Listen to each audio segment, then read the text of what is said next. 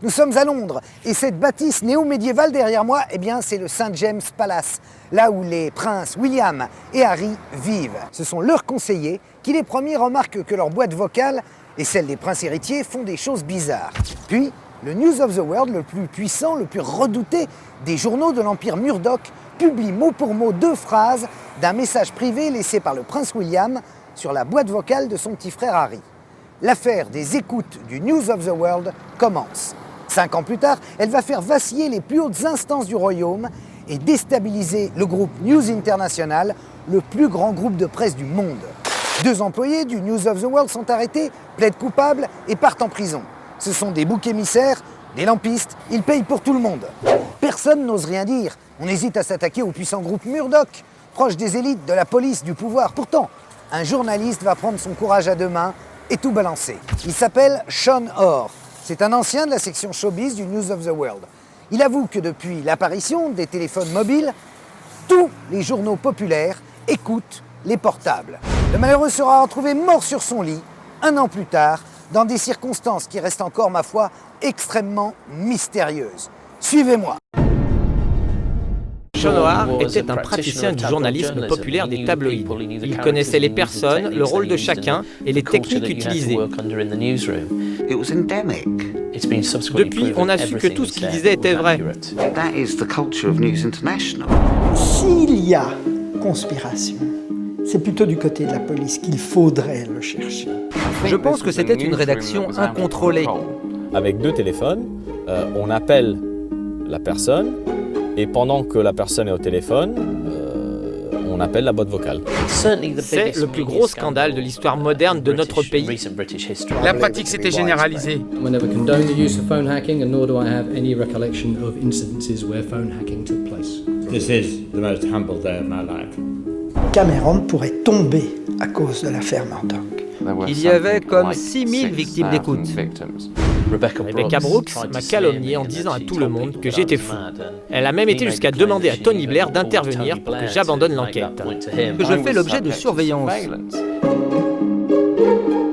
We have paid the police for information in the past. Ça risque d'être un Watergate à l'anglaise. George Osborne, il a pris de la cocaïne. George Osborne est un menteur.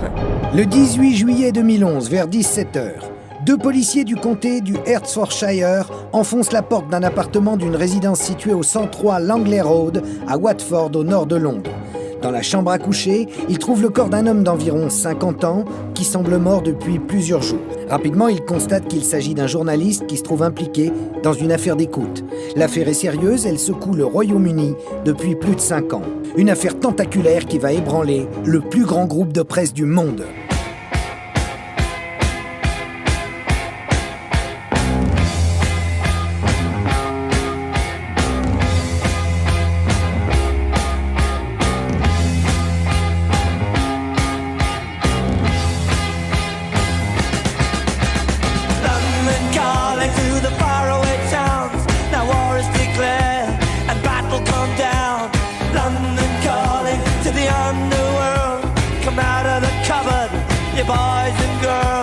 Les Anglais raffolent des portables et en sont les premiers utilisateurs en Europe. En Grande-Bretagne, il y a plus de lignes GSM que d'habitants. Le marché a toujours fait preuve d'un dynamisme exceptionnel depuis l'apparition du mobile au début des années 90. Aujourd'hui encore, les sujets de Sa Majesté sont les champions des smartphones. On y dénombre 2 fois plus d'utilisateurs qu'en France. Pourtant, malgré l'enthousiasme affiché des Britanniques, la reine, Charles ou Camilla, trop ancrés dans les traditions, n'en utilisent pas. C'est plutôt réservé à la génération suivante, celle des princes William et Harry. Même phénomène dans l'industrie de la presse quotidienne, où l'Angleterre excelle en Europe en matière de journaux populaires. Les chiffres sont impressionnants, 8 millions d'exemplaires vendus par jour, 12 millions le dimanche. Les Anglais aiment passionnément leurs tabloïds, faits de titres ravageurs, de ragots et d'indiscrétions sur les célébrités. L'incontournable Max Clifford en sait quelque chose. Il conseille les stars et gère leur image quand des scandales leur tombent dessus. Comme moi ou toute autre personne, les Britanniques aiment connaître les secrets des gens riches et connus. Mais ce qui bat tous les records en matière de vente reste la famille royale, dont les faits et gestes sont examinés à la loupe par les correspondants à la cour. Les lecteurs adorent. Depuis 30 ans, un journal domine le marché. C'est le News of the World. On se l'arrache et presque religieusement, les Anglais consacrent une partie de leur dimanche à sa lecture. Car ce journal à grand tirage, fondé il y a 170 ans, régule la vie du pays à grands coups de révélations sur les dérives des politiciens, la corruption des fonctionnaires ou les excès des stars. On ne compte plus les démissions suite à un article assassin à la une du journal. C'est un hebdomadaire qui répondait au voyeurisme des Britanniques, qui adorent les tabloïds parce qu'ils sont faciles à lire, l'écriture est courte, les photos sont toujours retentissantes et il y a toujours des faits divers croustillants. Le dimanche, on lisait le News of the World en famille, on s'amusait. En Angleterre, la famille royale ne s'exprime jamais. Alors bien sûr, le moindre secret est exploité, c'est même la spécialité du News of the World.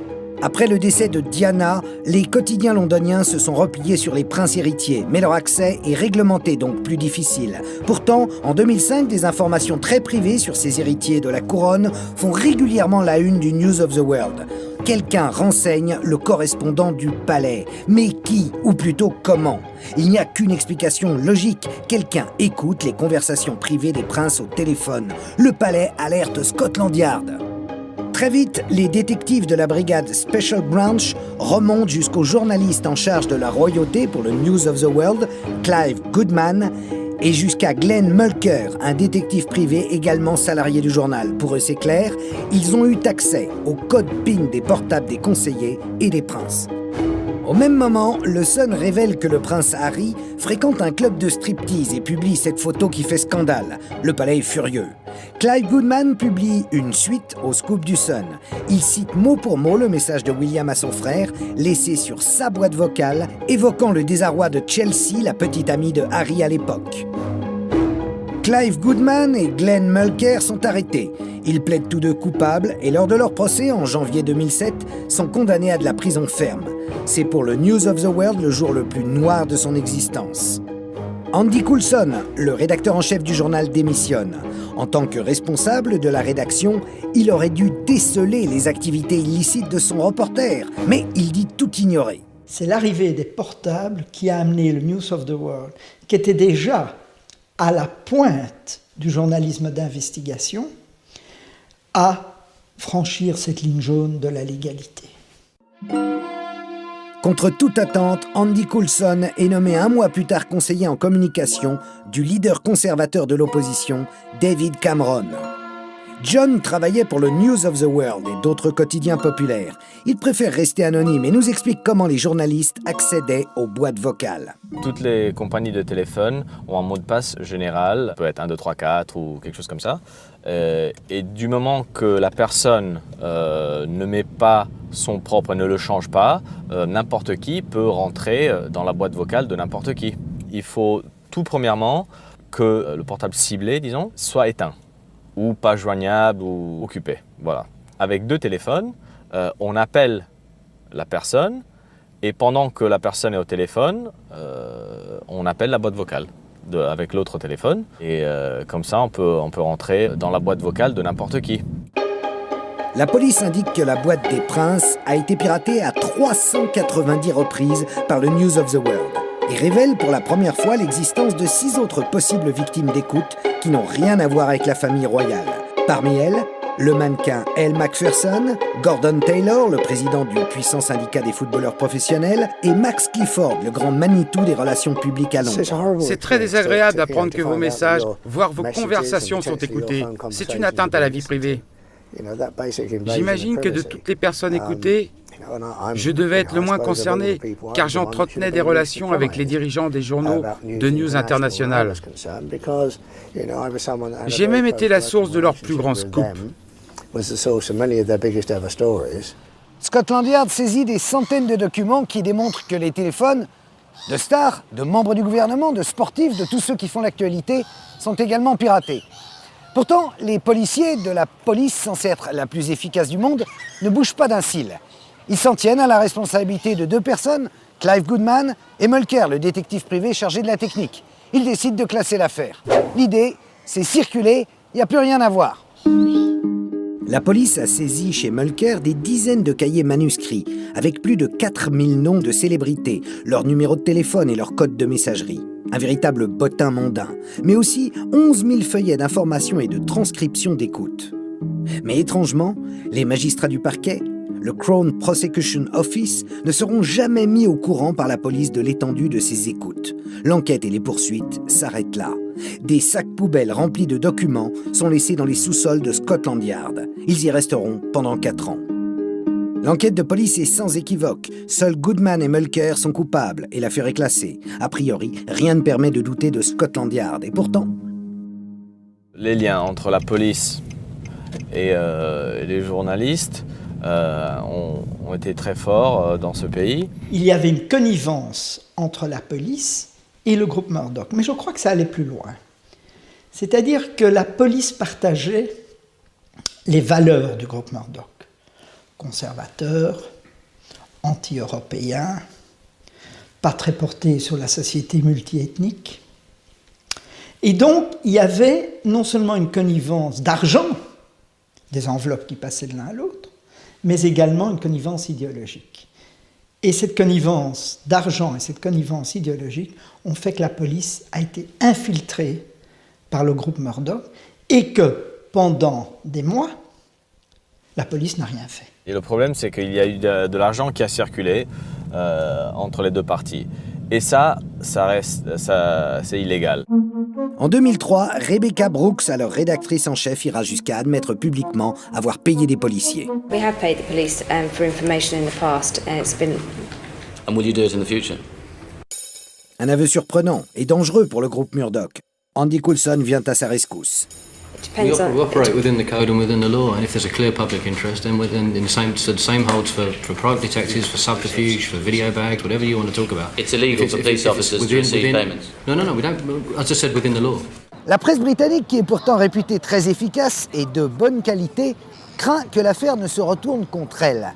Elle préfère laver tranquillement son linge sale en famille plutôt que de trop ébruiter l'affaire. Bref, on essaye d'en rester là.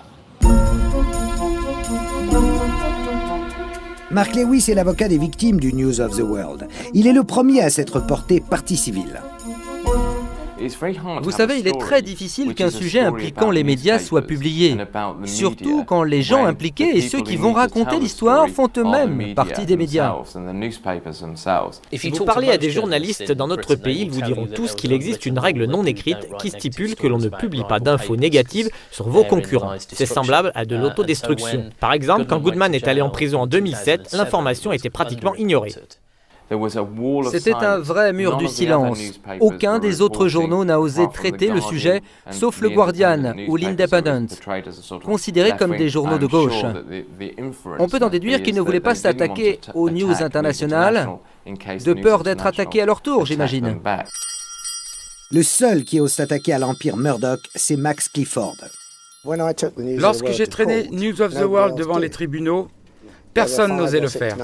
À l'origine, 5 ou 6 noms avaient été cités outre les princes William et Harry. Il y avait le mannequin Elle Macpherson, moi-même et d'autres. Mais j'étais le seul à les défier car tout le monde avait peur. Des commissions parlementaires se mettent en place pour comprendre l'affaire et son étendue. Elles ne peuvent imaginer que la hiérarchie du News of the World ne savait pas ce qui se passait dans la salle de rédaction. Alors, elles rendent leur premier rapport qui fait grand bruit et accusent les journaux et leurs responsables d'amnésie collective. Mais rien ne va se passer. La pression monte et le député Tom Watson, très virulent, demande directement à Rupert Murdoch, le président du groupe, si lui aussi ne serait pas frappé d'amnésie. Parliamentary inquiry found your senior executives in the UK guilty of collective amnesia and nobody brought it to your attention.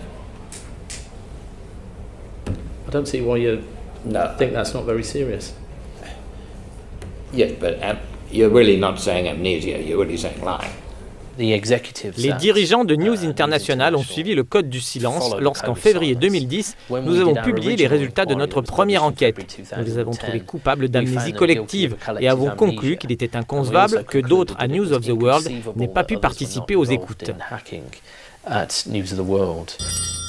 Andy Coulson maintient dur comme fer n'avoir jamais rien su des activités de Clive Goodman et des détectives privés. Pour lui, c'est un cas isolé. I was, as you know, editor of the News of the World for 4 years from January 2003 until January 2007. During that time, I never condoned the use of phone hacking, and nor do I have any recollection of incidences where phone hacking took place. Mais un député insiste et va même jusqu'à demander à Coulson s'il aurait pu savoir que des détectives privés étaient payés par son journal. In relation to Clive's payments to Glenn Mulcair. No, I wouldn't have known about those. I couldn't have known. You couldn't have known that? I don't think so, no. I mean, I didn't sign off on individual cash payments. Okay.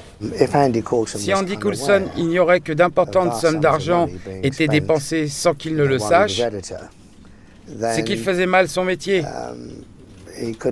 Un directeur de journal est censé contrôler les finances. Il était ou incompétent ou au courant d'activités qui n'auraient pas dû avoir lieu. Rebecca est plus nuancée. Elle admet avoir payé des détectives, comme dans tous les journaux, mais affirme ne pas avoir été au courant d'autres écoutes que celle de Clive Goodman. 2010, that was the first time that we, the senior management of the company at the time, had actually seen some documentary evidence relating to a current employee. Rebecca, que je connais et apprécie et avec qui je me suis souvent entretenu, a toujours maintenu ne rien savoir. Paul McCullen, un ancien du News of the World, avoue avoir, comme Clive Goodman, écouté des célébrités. Aujourd'hui, il tient un pub à Douvres, le Dover Castle Inn.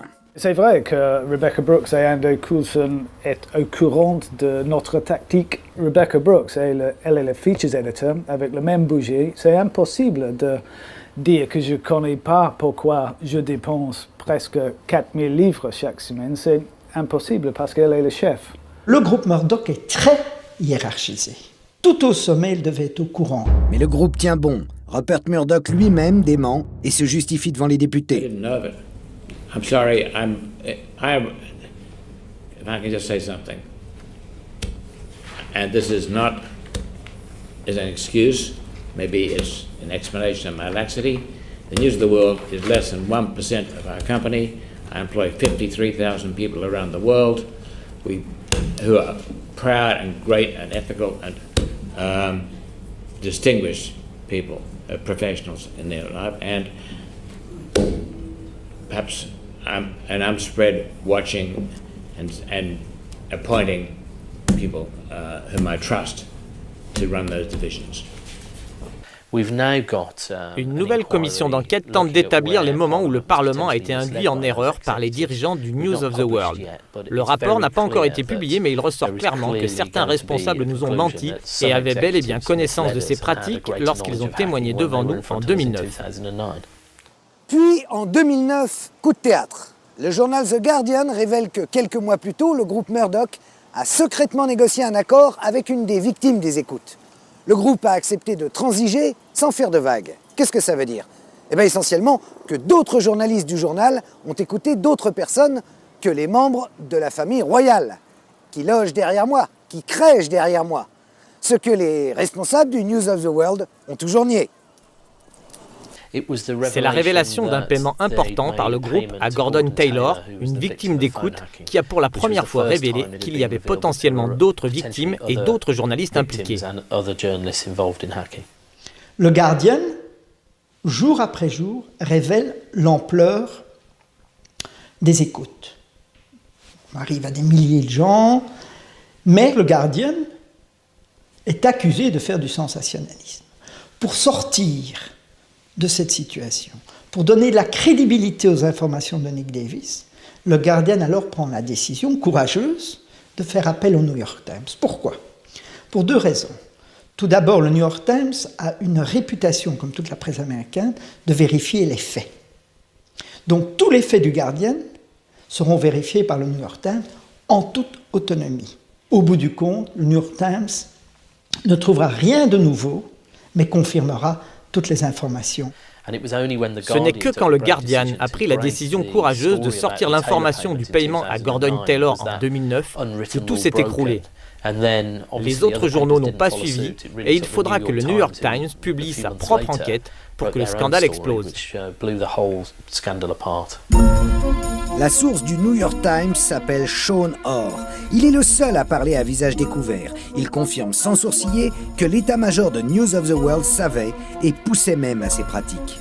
Sean est un ancien du News of the World, spécialisé dans les célébrités. Il a aussi travaillé au Sun, aux côtés d'Andy Coulson, et l'a côtoyé pendant pratiquement toute sa carrière. Au fil du temps, les deux hommes sont même devenus de bons amis.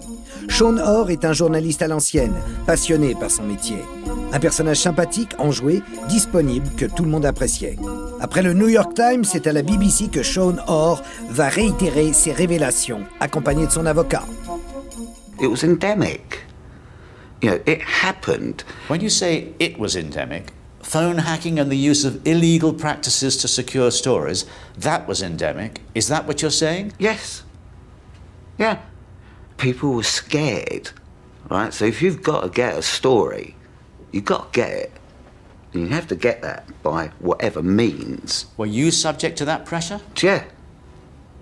Yeah, of course I was. I mean, that is the culture of News International. Sean O'Hare était un praticien du journalisme populaire des tabloïds. Il connaissait les personnes, le rôle de chacun et les techniques utilisées. Il connaissait aussi la culture des salles de rédaction. Il a aussi été très clair sur son rôle et voulait remettre les choses à leur place. Il a été le premier journaliste suffisamment honnête pour révéler ce qu'il se passait et son courage a contribué à faire progresser cette enquête. Je pense que c'était une rédaction incontrôlée qui commettait des crimes sans jamais se soucier de la manière dont les journalistes obtenaient leurs informations.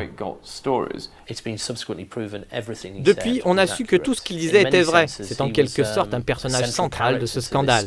Cet ancien spécialiste de la presse populaire avait des informations et publiait ses reportages. Il travaillait dans la salle de rédaction incontrôlée du News of the World. Il a ensuite cherché sa rédemption en disant la vérité. Lors des premiers signes de l'affaire, il a été désigné comme témoin et on a tenté de l'intimider.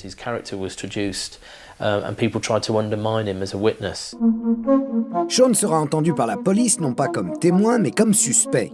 C'est une intimidation de plus qui laisse à penser que les policiers pourraient bien continuer à couvrir le groupe Murdoch. Sean refuse donc de répondre. I decided to exercise my right of no comment. La pièce maîtresse de la démonstration des députés, c'est le témoignage de Sean Orr au New York Times qui révèle l'affaire en septembre 2010 et met le feu aux poudres. Scotland Yard est accusé à son tour d'avoir étouffé l'affaire de peur que le copinage entre la police et le News of the World ne soit révélé au grand public. À ce stade de l'enquête, il ressort que Scotland Yard a dissimulé des preuves, trompé des magistrats, des avocats et dérouté les victimes d'écoute. Un jour au tribunal, un policier m'a confié à l'époque qu'il y avait comme 6000 victimes d'écoute. Vous savez, la police a toujours nié que cette conversation ait eu lieu.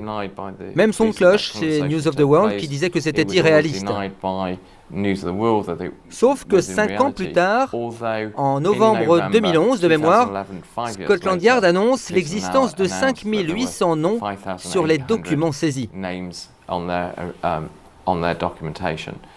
De hauts gradés ont même accepté les cadeaux du News of the World. Au sommet de la police, le commissaire en chef de Londres, Stevenson, qui a dû démissionner, avait été payé par le groupe Murdoch, avait été dans un spa avec sa femme pendant 15 jours, ce qui est totalement contraire à l'éthique de Scotland Yard. Mais ce qui est plus grave, c'est qu'ils ont induit les parlementaires en erreur. L'enquête de Scotland Yard a toujours maintenu que Clive Goodman et Mulcair étaient les seuls coupables. L'état-major de News of the World est arrivé aux mêmes conclusions. Le président de la commission demande donc des explications à James et Rupert Murdoch. In the 2007 period, there was a police investigation. Successful prosecutions were brought against 2 individuals, and the editor of the News of the World resigned. And the company relied on both the police having closed the investigation and repeated assertions that there was no new evidence for them to reopen their investigation. Pourtant, lorsque le président demande à l'avocat de News of the World, Tom Crone, si James Murdoch avait été mis au courant de la participation d'autres journalistes aux écoutes, il répond et à Colin Miller, le dernier rédacteur en chef, de confirmer. James Murdoch continue à le démentir et désavoue son avocat. It follows that I do, yes. You're familiar with the word mafia? Yes, Mr. Watson? C'est le plus gros scandale de l'histoire moderne de notre pays, ça ne fait aucun doute. Mais la vraie difficulté pour News International, ce ne sont pas trop les écoutes, mais le complot du silence et les mensonges. Ils ont tout fait pour que l'histoire ne sorte jamais, ce qui a supposé faire pression sur les politiques, faire jouer leurs relations dans la police, puis engager des avocats de renom et des cabinets de relations publiques pour enterrer le scandale. C'est à ce niveau où je crois qu'il y a raison de s'inquiéter au niveau politique. Comment expliquer la défaillance de nos institutions supposées défendre les familles victimes de crimes? Le Parlement, la police et la magistrature ont abandonné ces familles qu'ils avaient le devoir de défendre. Cela nous a fait comprendre une chose ici en Angleterre, nous ne devons jamais laisser autant de pouvoir à une seule personne dans les médias. Rupert Murdoch est issu d'une dynastie de propriétaires de journaux australiens. Son père, Keith Murdoch, fut un grand journaliste, correspondant de guerre en 14-18. À 37 ans, Rupert s'attaque au marché anglais et rachète le News of the World, puis le Sun et enfin le Times, des journaux vieillissants qu'il va développer pour en multiplier les ventes. Mais son pouvoir dérange. Ses méthodes et son goût pour le scandale vont lui créer de nombreux ennemis. L'establishment britannique lui tourne le dos. En 1975, il casse même une grève du puissant syndicat du livre et réussit à licencier tous les grévistes. Il quitte ensuite l'Angleterre, s'installe à New York, rachète le New York Post et y applique ses méthodes. Ambitieux, il veut que son groupe soit le numéro 1 mondial et pour cela s'attaque à la télévision. Il crée Sky TV, la télé payante en Grande-Bretagne, puis Fox TV aux USA. C'est un faiseur de rois et beaucoup disent que Margaret Thatcher, comme Tony Blair et aujourd'hui James Cameron, doivent leur élection à ces journaux. En France, il est reçu comme un chef d'État entouré de ses amis français qu'il présente comme l'homme le plus puissant du monde. C'était quelques semaines avant que n'éclate le scandale des écoutes. Tout politicien de gauche ou de droite faisait tout pour courtiser la presse Murdoch, et en particulier le News of the World, parce que le News of the World avait une capacité de nuisance énorme, non seulement en raison du nombre d'exemplaires vendus, mais surtout de techniques d'investigation très poussées. Les politiciens cherchent désespérément l'appui des médias.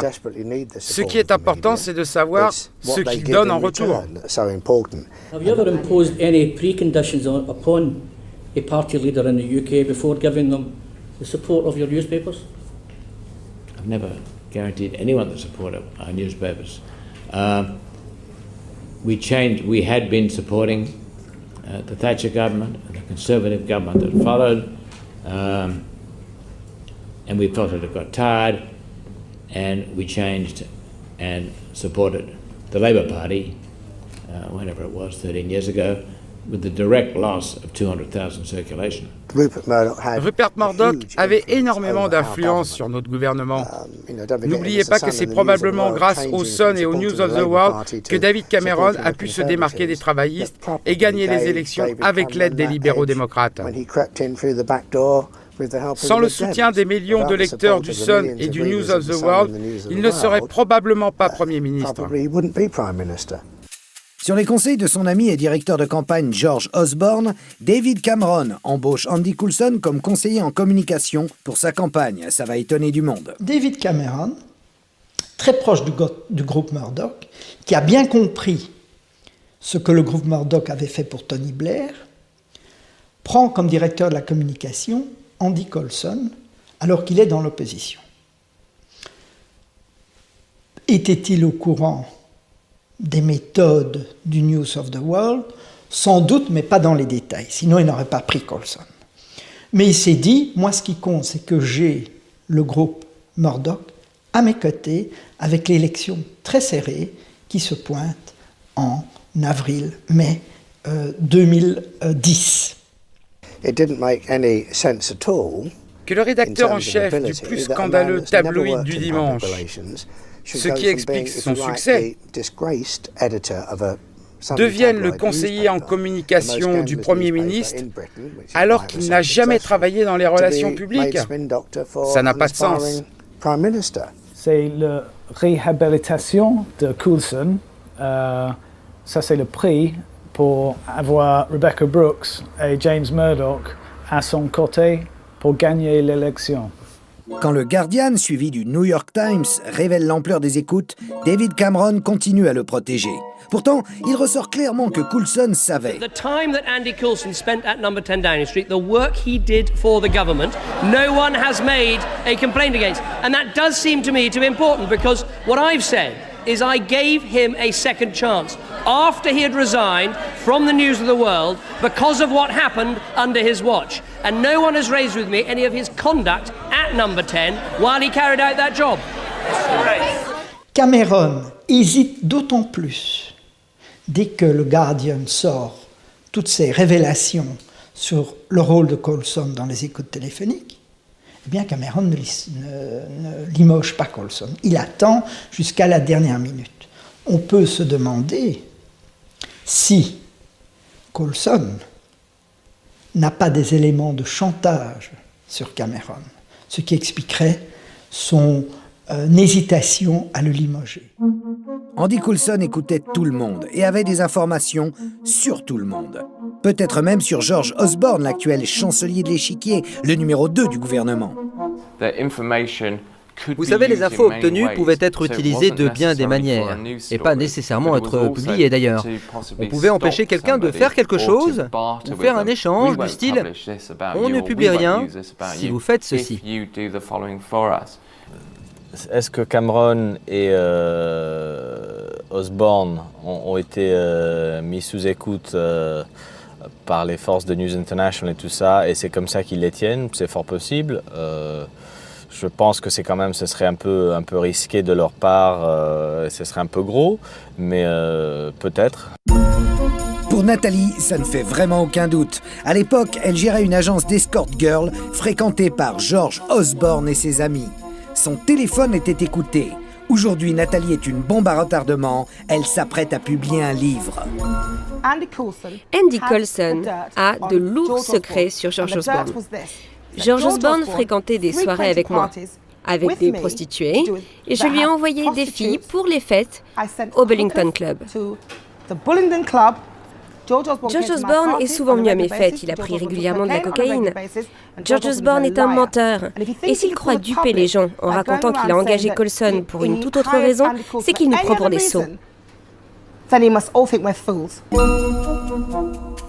Tout ce petit monde se protège coûte que coûte pour garder son pouvoir. C'est le Magic Circle, le cercle magique. Par exemple, on sait maintenant que le téléphone de George Osborne, le chancelier de l'échiquier, l'équivalent de votre ministre des Finances, était piraté, ainsi que celui de Boris Johnson, le maire de Londres. Pourtant, aucun des deux n'a porté plainte contre le groupe News International. C'est étonnant, non? Cameron, dans sa vie mondaine, dans sa vie privée, dans sa vie sociale, fréquente assidûment non seulement Coulson, mais James Murdoch, le fils cadet de Rupert Murdoch et l'héritier de la dynastie, fréquente également assidûment Rebecca Brooks, ex-directrice du Sun, qui est devenue directrice générale du groupe. Et donc il y a une espèce de symbiose entre Cameron et le groupe Murdoch. Ils vivent tous dans un endroit qui s'appelle Chipping Norton. Cameron et Osborne, ils habitent dans le coin. Enfin, ils se connaissent tous, c'est tous des amis. C'est tous la même bande que Rebecca Wade et compagnie. Et c'est toute une communauté. C'est là le centre de pouvoir, dans un sens. Mais ce groupe de jeunes puissants a commis une erreur qui va leur coûter cher. Cette fois, ils ne pourront éviter le scandale. Tout explose à l'été 2011 lorsqu'un avocat révèle que le journal surveillait la ligne de mobile de Millie Dowler, une fillette disparue qui sera retrouvée assassinée. Pendant les recherches, sa boîte vocale est saturée, et pour cause, tout le monde la cherche. Mais les journalistes suppriment les messages du portable de Millie, indiquant ainsi faussement aux parents et à la police que la fillette serait encore en vie.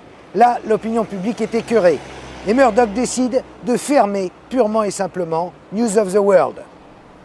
Les téléphones piratés étaient ceux de footballeurs, de sportifs, de célébrités ou encore de politiciens, la catégorie de personnes les plus impopulaires dans notre pays. Alors bien sûr, les gens s'en fichaient. Tout cela a changé avec l'affaire de Millie Dowler, la fillette de 13 ans retrouvée assassinée, dont le téléphone a été piraté par le News of the World. Le fait que son téléphone soit écouté et que des journalistes aient effacé des messages faisant croire ainsi à sa famille qu'elle était encore en vie est monstrueux. Quand c'est arrivé, ça s'est passé comme pour le mur de Berlin. Le mur de silence s'est écroulé.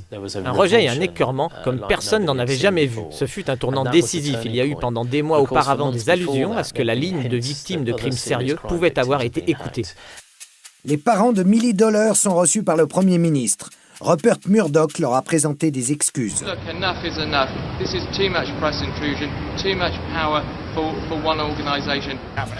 C'est un empire qui vacille.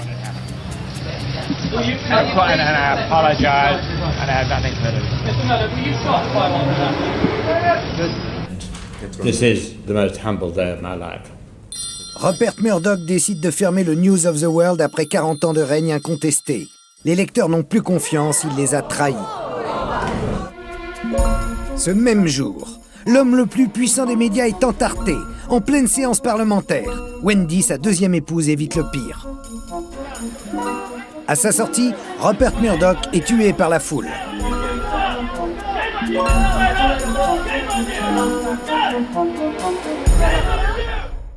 Le 17 juillet 2011, Sir Paul Stephenson, le patron de Scotland Yard, démissionne.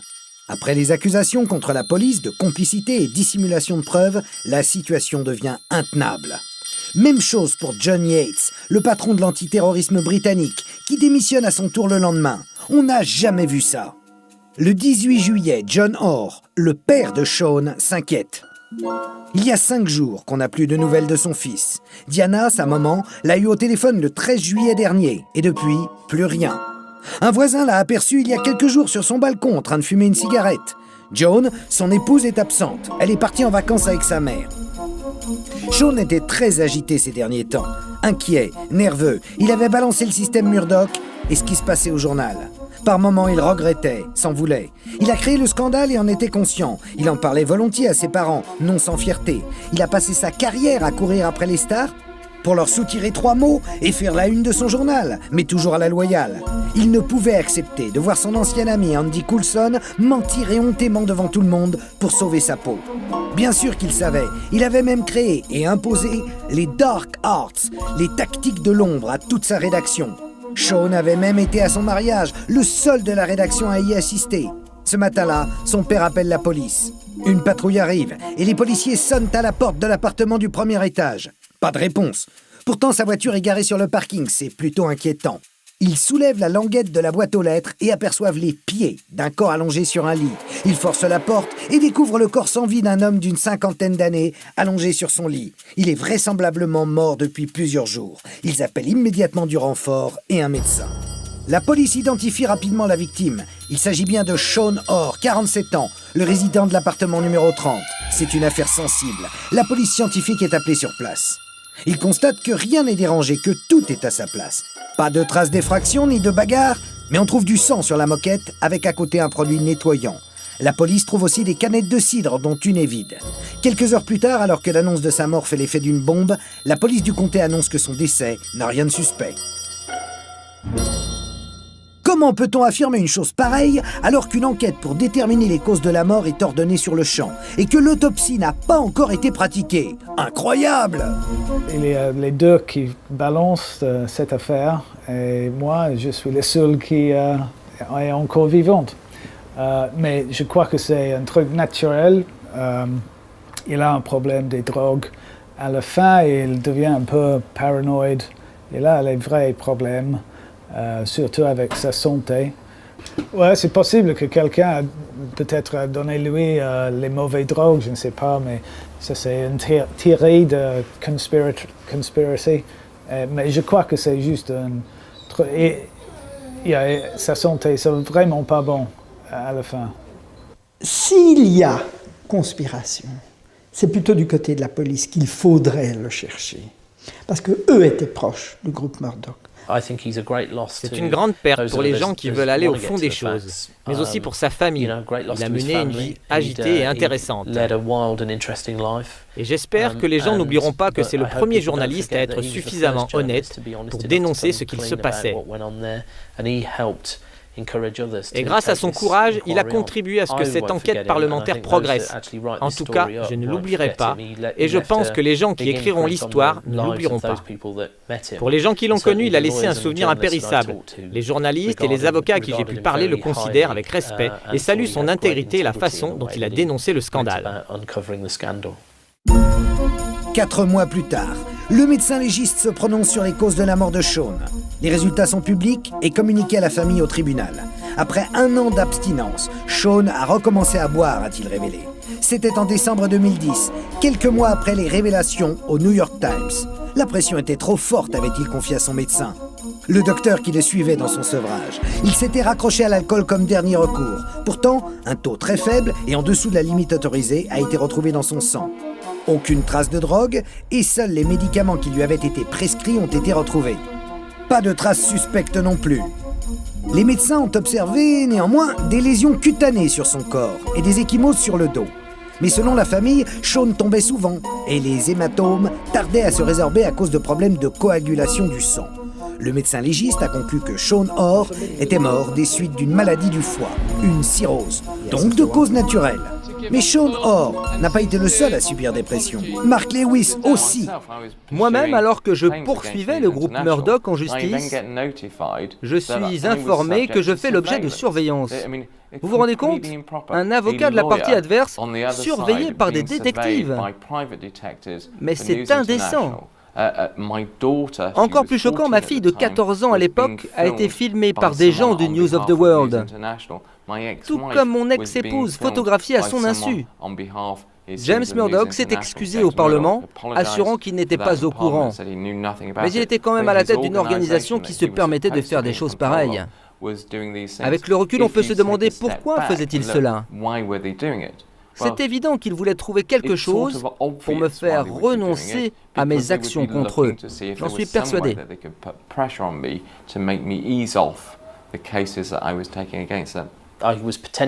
J'ai été potentiellement épié et mon ordinateur piraté. Rebecca Brooks m'a calomnié en disant à tout le monde que j'étais fou. Elle a même été jusqu'à demander à Tony Blair d'intervenir pour que j'abandonne l'enquête. Aujourd'hui, l'enquête se poursuit. C'est l'opération Wetting de Scotland Yard qui, avec 120 policiers, 1200 personnes interrogées, des millions de mails analysés, doit donner les réponses aux questions que tout le monde se pose. Déjà, 9 anciens du News of the World ont été mis en garde à vue. Parallèlement, d'autres journalistes enquêtent. Ils ont révélé que le News of the World n'était sans doute pas le seul et que les écoutes s'étaient propagées à tous les journaux populaires, engagés dans une guerre sans merci pour gagner ce fameux marché du dimanche. Il y a une forte compétitivité, on pourrait presque dire guerre, entre tous les tabloïds. Plus qu'au niveau quotidien, c'était au niveau le dimanche, entre le News the World et le Sunday Mirror. Et souvent, mais pas toujours, c'était le News the World qui était victorieux. Tout simplement parce qu'ils avaient un plus gros budget, des ressources plus importantes. Daily et le Sunday Mirror le faisaient aussi. Et on pense que c'est le Sunday Mirror qui a commencé à faire appel à les écoutes de boîtes vocales. La pratique s'était généralisée, pas que News of the World. Une tendance générale, un modèle économique propre aux tabloïds, c'est bien possible. Il a été révélé qu'au moins un autre groupe de presse s'est aussi rendu coupable d'écoute. Reste à savoir si ces pratiques s'étaient généralisées et étaient devenues un modèle économique dans les journaux. Il y a toujours eu cette culture de journalistes prêts à tout pour obtenir des exclusivités. Et ce qui commence à apparaître, c'est que ces pratiques étaient bien plus répandues qu'on ne le pensait. De toute façon, si un journaliste partait de News of the World, chez un concurrent par exemple, quel intérêt aurait-il à renoncer à pirater les téléphones? Après tout, c'est grâce aux écoutes qu'il faisait ces reportages. Début novembre 2011, un journaliste du Sun est arrêté. Il est accusé d'avoir payé des policiers lors de l'affaire du meurtre de Millie Dowler. Cette arrestation semble indiquer que la police s'attaque maintenant au Sun, le grand quotidien populaire du même groupe, le leader du marché. J'ai des preuves qui montrent que le Sun surveillait mon téléphone, tout comme le News of the World. L'enquête de Scotland Yard est secrète. Rien ne filtre. Seul élément, les enquêteurs ont enfin reconnu avoir identifié 800 victimes d'écoute confirmées. De leur côté, les députés ne désarment pas, bien au contraire. Ils sont décidés à aller jusqu'au bout. Ils savent aujourd'hui avoir été trompés, induits en erreur par de nombreux responsables du News of the World qui se sont réfugiés dans le silence. Pourtant, il apparaît aujourd'hui que tout le monde savait. C'est ce qu'avait dit Sean Orr. Il est peut-être mort d'avoir eu raison trop tôt. Je pense que beaucoup de choses vont sortir maintenant que la police s'est enfin décidée à s'attaquer à l'ensemble de l'affaire. Il y a quelques années, ils n'étaient intéressés que par William et Harry, délaissant le reste. Je serais étonné si dans les prochains mois, on ne découvre pas que de nombreuses personnes sont impliquées dans ces activités et que des personnes, potentiellement des journalistes, ne soient pas envoyés en prison. Je pense que Andy Coulson doit être un homme soucieux et inquiet par la tournure que risquent de prendre les événements. Nous n'en sommes qu'à la moitié du scandale. Si vous considériez inacceptable le piratage de téléphones portables, attendez un peu et vous verrez ce qui se passait avec les ordinateurs. Cette entreprise devra vivre avec cette histoire encore pendant quelques années. L'affaire du News of the World est devenue un Watergate à l'anglaise, qui remonte jusqu'à Downing Street, le siège du Premier ministre David Cameron. On sait maintenant que sans l'appui des journaux de Rupert Murdoch, ni Tony Blair, ni David Cameron, voire même Margaret Thatcher n'auraient été élus. Et c'est pour cette raison que ces journaux bénéficiaient d'une sorte d'immunité et pouvaient faire en gros à peu près ce qu'ils voulaient. Aujourd'hui, c'est officiel. La police confirme que près de 6000 personnes ont été écoutées par le groupe Murdoch. Et on sait que d'autres journalistes et responsables de journaux iront assurément un jour ou l'autre en prison. Sean Orr avait raison, tout le monde s'épiait, tout le monde s'écoutait. Après 4 mois d'enquête, depuis son décès inexpliqué, les autorités ont conclu que Sean est mort subitement d'une cirrhose du foie. Or, on ne meurt pas subitement d'une cirrhose du foie. Il aurait recommencé à boire après 1 an d'abstinence, sans doute sous le coup de la pression, du stress. Et ce stress dû au rebondissement de l'affaire l'ont tué, ont-ils ajouté. Personnellement, permettez-moi de ricaner et de ne pas en croire un mot. Bonsoir.